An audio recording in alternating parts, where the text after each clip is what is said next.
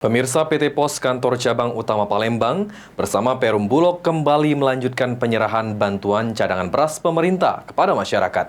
Pada tahap ke-6 ini, cadangan beras pemerintah digelontarkan sebanyak 562.878 keluarga penerima manfaat di Sumatera Selatan.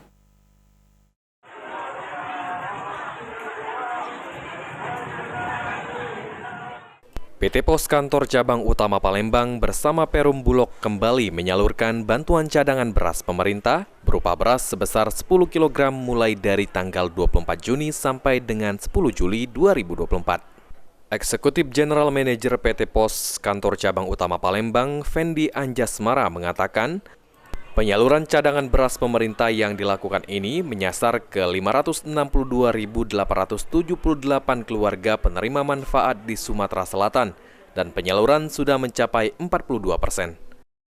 Saat ini kantor pos Palembang sedang menyalurkan bantuan beras cadangan beras pemerintah ya, untuk periode bulan Juni 2024. Nah, di periode ke-6 ini, bulan Juni ini, pasti masih sama dibandingkan dengan bulan sebelumnya, itu sebesar 562.878 penerima dengan realisasi sampai dengan hari ini sebesar 236.733 atau sebesar 42,06%. Penerima bantuan, Eliani dan Mary berharap agar bantuan pangan ini terus ada, sehingga bisa meringankan beban masyarakat yang membutuhkan.